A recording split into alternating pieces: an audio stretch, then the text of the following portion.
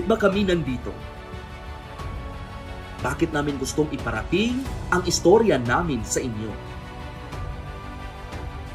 Kung ano man ang ginawa namin nung nakaraan, ito ang humubog sa amin kung sino kami ngayon. Former teacher, breadwinner, 3 kaming magkakapatid. Ako pa lang ang nakatapos. Magsasaka ang tatay ko sa lupang hindi naman amin. Sa online, meron akong nakitang isang tao na nabago ang buhay dahil sa isang negosyo. Nag-message at doon na nagsimula ang lahat. Struggle ako nung una dahil walang suporta galing sa pamilya ko dahil hindi naman nila naiintindihan ang negosyo. Pero hindi naging hadlang yon. Kung ano man ang narating ko, yun ay dahil sa kagustuhan ko na mabago at maiangat ang buhay ko at ng pamilya ko. Kaya nga gusto kong maging isang Coach Gladys na walang sawa ang pagtulong sa iba. Dati akong nurse na nangarap din na mabago ang buhay ng pamilya ko. Kahit anong kayod, kulang pa din. Kaibigan ko ang napakilala sa akin ng Royal. Isa sa mga rason kung bakit ako dito sumali dahil sa mga travel incentive. Kaya nagsusumikap ako na makamit talaga yung pampamilyang pangarap at pansarili. Kaya ngayon, unti-unti ko nang nababago ang buhay ko dahil dito sa Royal at ng grupong ito. Isa akong dating teacher na halos 1,900 na lang yung sahod ko. Kasi may utang na ako at yung nanganak si Mrs. Kailangan siyang operahan ulit kasi may nakitang mali sa tiyan niya. Buti na lang, ligtas sila ng anak ko. Napaisip ako, paano ako aahon? Matagal ko nang nakikita si Coach Erwin sa social media. Nakita ko pagbabago sa buhay niya. Kaya't dali-dali akong nag-message sa kanya para sumama sa venture niya. Sa una, mahirap. Lalo na yung nadisgrasya ako habang ginagawa ko ang negosyo. Nakabuelo na, ngunit dumating ito. Tinuloy-tuloy ko lang at ngayon, matayog na sa inaasahan ko. Graduate ako ng HRM, pero mas pinili kong mag-housewife dahil ayokong malayo sa pamilya ko. Minsan, nadadown ako kasi yung mga classmate ko naiiba na yung buhay. Buti na lang, inalok ako ni Coach Darrell ng Pag-asa at dahil doon, natulungan ko na ang 6 kong kapatid, ang pamilya ko at ngayon may mga naipundar na kami. Nakikita ko na yung mga sacrifices ko nung nagsisimula pa lang ako. Ngayon, masasabi ko na yung pinili ko noon ay siyang tinatamasa ko ngayon. Galing ako sa traditional business at ang hirap i-maintain. Lalo na dati, lubog ako sa utang.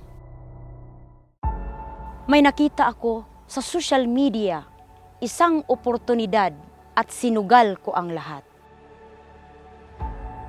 Unti-unti ko nang nabayaran ang mga utang ko. At hindi ko na pinabalik sa barko ang asawa ko. Kaya ngayon, buong buhay ko, nagro-royal na talaga ako. Pagising sa umaga, royal. Bago matulog, royal pa din. Dati akong high school teacher, breadwinner din ng pamilya.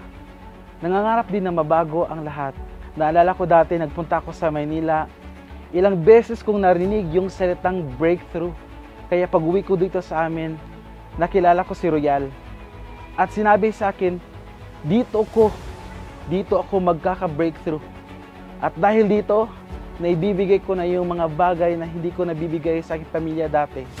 Dahil dito, na-experience ko yung time and financial freedom na mahirap ma-experience sa labas. Isa akong dating management supervisor na sobrang negative ko pagdating sa multi-level marketing. Para lang kasi yan sa mga nauna. Pero na nakausap ko ang isa sa mga taong dahilan kung bakit ang daming buhay na nabago, mas klaro, kaya sinubukan ko. Nung unang buwan, kumita ako ng 12,000, nag-resign ako. Kasi naisip ko, hindi pa ako full-time, ganito na ang kitaan. Bakit hindi ko gawin ng buong puwersa ko?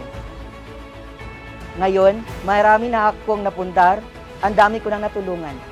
Kaya kayo, kapag may dumating na oportunidad, gawin nyo, subukan nyo. Baka ito na ang buhay na makapagbabago sa inyo. Mountain teacher ako dati at balit lang yung sahod ko. At umaasa na balang araw makakatagpo ng oportunidad para maahon ako sa hirap. Isang araw, may kumatok na pag-asa. Sinunggaban ko na dahil para ito sa anak ko na may sakit. Kaya walang pag-alinlangan, walang pagdududa. Nag-perform talaga ng todo para sa future ng anak ko.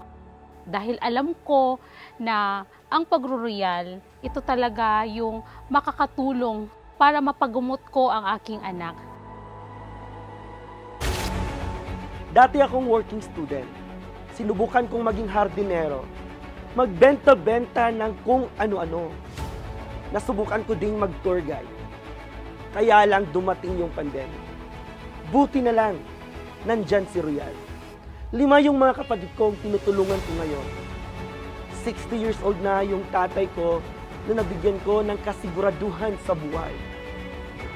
Gusto ko lang maging inspirasyon sa lahat na kahit hindi ko man natapos yung pag-aaral ko, ay nakuha ko yung pangarap ko.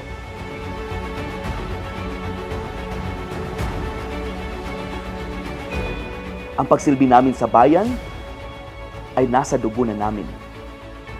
Paglutas ng problema, paghanap ng oportunidad, at pagbago ng buhay sa mga Pilipino.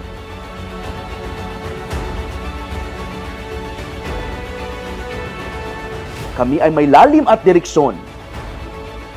Pundasyon na iginuhit ng inspirasyon para sa susunod na henerasyon, kung saan ang aming puso nakatuon.